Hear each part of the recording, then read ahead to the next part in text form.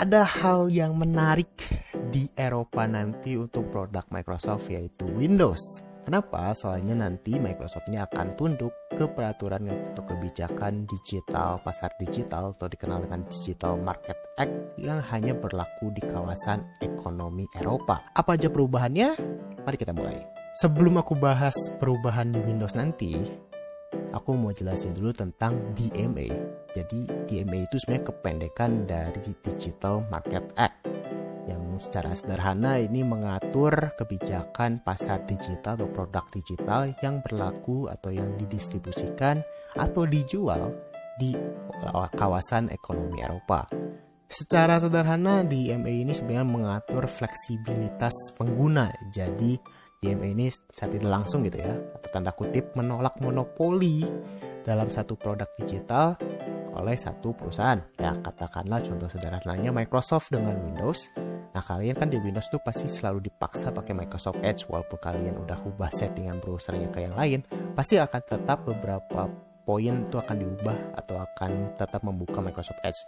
Dan di mana ini tidak berlaku kalau udah ada DMA ini atau kalau Microsoft tunduk dengan DMA ini, karena dianggap hal ini mengganggu fleksibilitas atau kontrol penuh oleh pengguna ketika menggunakan produk digitalnya. Yaitu secara sederhana maksud dari DMA-nya ini. Nah, jadi apa aja perubahan yang ada di Windows maupun Windows 10 maupun 11 ya, yang ada di versi Eropa, kita lagi ya, versi di kawasan ekonomi Eropa. Yang pertama itu ada di settingan browser default ya. Ini dia aku udah singgung ya. Sekarang kalau kalian setting default browsernya berubah atau kalian set ke ubah browser lain, itu hanya merubah 4 hal kalau aku nggak salah ingat ya, yaitu ada HTML, HTM, lalu ada HTTP dan HTTPS. Nah, nantinya di Eropa ketika kalian ubah settingan default browser itu akan ada tambahan file type atau ekstensi yang otomatis berubah juga ke browser yang kalian pindahin atau ke browser yang kalian atur.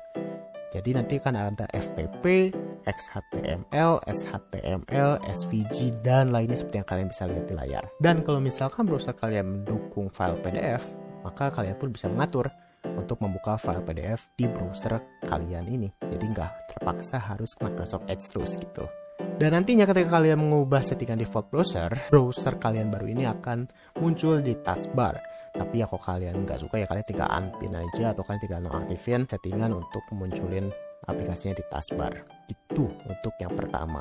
Yang kedua itu dari segi Windows Search. Jadi belum tahu Windows Search itu kan kalau kalian searching apapun itu sebenarnya bisa buat tanda kutip buat nyari data di internet.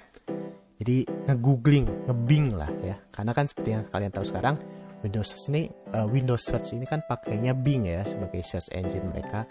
Nah, nanti di Eropa sana Windows Search ini diperbolehkan menggunakan provider lain selain Bing. Jadi let's say nih tiba-tiba ada Google. Nah, kalau Google membuat fitur Windows Search-nya atau menyediakan aplikasi Windows Search untuk Google, yaitu nanti kalian bisa deh pakai Google search engine-nya di situ. Jadi nanti ada 2 hasil. Jadi ada hasil dari Bing, ada hasil dari Google. Kayak gitu untuk perubahan di Windows Search. Yang ketiga ada dari segi Microsoft Store. Ini bisa dibilang bagi aku menarik sih ya. Karena aku nggak memikirkan hal ini harus diubah juga. Jadi di Eropa nanti Microsoft Store ini bisa di-uninstall. Ya, dihapus. Aku juga nggak tahu kenapa seperti itu. Mungkin ya ini mengatur baik lagi ke fleksibilitas pengguna dalam penggunaan produk digital. Lalu bagaimana nasibnya kalau kalian ada aplikasi yang diinstal pakai Microsoft Store, terus kalian hapus Microsoft Store-nya? Apakah akan terhapus aplikasinya? Jawabannya enggak ya. Maksudku aplikasi yang kalian install pakai Microsoft Store, walaupun kalian hapus Microsoft Store-nya, itu akan tetap mendapatkan update menurut klaim mereka.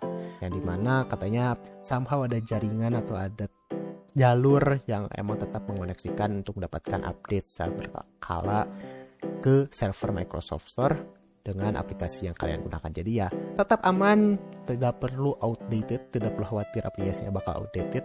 Jadi ya tetap akan terupdate. Seperti itu sih sederhananya. Poin keempat ini sebenarnya masih nyinggung lagi default browser ya. Jadi kalau kalian tahu di Windows 11 itu ada widget kan ya. Nah, widget ini kan sebenarnya itu berupa web konten ya. Ada berita, ada cuaca, kalau kalian klik itu akan membuka Microsoft Edge. Even atau walaupun kalian mengubah default browsernya. Nah, nanti di Windows 11 atau yang versi Eropa nanti, ya itu akan menyesuaikan dengan settingan browser yang kalian atur. Jadi kalau misalkan kalian set browser defaultnya Zen nih, jadi ketika kalian klik berita yang ada di widget, ya maka yang akan dibuka browsernya browser Zen, gak akan dipaksa Microsoft Edge lagi gitu. Nah, poin selanjutnya ini masih ngomongin tentang Microsoft Edge. Jadi kalau misalkan kalian settingan default browsernya bukan Microsoft Edge, Microsoft tidak akan memaksa kalian buat pindah. Maksudnya apa? Ya itu pop-up. Kalian kalau misalkan settingan default browsernya bukan Edge, kadang tiba-tiba dapat pop-up di Windows ya, bukan di browsernya, tapi di Windows kadang-kadang dapat pop-up untuk minta setting default Microsoft Edge karena lebih privacy, lebih produktif atau apapun itulah alasannya. Nah, nanti di Eropa itu kalian tidak akan melihat itu lagi. Dan kalaupun kalian menguninstall Microsoft Edge, maka Microsoft tidak akan memaksa atau diam-diam mereinstall Microsoft Edge-nya. Kecuali kalian ada aplikasi atau kalian punya aplikasi yang berupa PWA atau Progressive Web Apps yang berasal dari Microsoft Store. Kayak Netflix atau Prime Video yang kalian download dari Microsoft Store nih, nah itu tetap akan menginstal Microsoft Edge karena kebetulan teknologi mereka itu atau PWA yang ada di Microsoft Store itu ya mereka pakainya Microsoft Edge. Jadi mau tidak mau Microsoft Edge-nya harus diinstal. Nah, itu aja sih poin yang di-highlight oleh Microsoft terkait perubahan setelah ada kebijakan DMA di kawasan ekonomi Eropa. Cukup banyak dan ada beberapa hal yang menarik. Ada beberapa hal juga yang nggak diperkirakan ternyata jadi kena dampaknya juga. Ya, bagi aku ya cukup menarik sih beberapa hal karena ini memberikan fleksibilitas atau kebebasan kepada pengguna. Dan sekali lagi aku ingetin kalian, itu hanya berlaku di Eropa ya, di kawasan ekonomi Eropa. Tapi ya kalau kalian mau nyoba sebenarnya gampang, kalian tinggal set aja country-nya atau region-nya tuh ke negara di Eropa sana dan nanti ya akan berlaku kebijakan yang tadi aku jelasin. Nah, kira-kira kebijakan yang tadi itu mending dibawa ke global atau menurut kalian di Eropa aja? Terus mau komentar ya.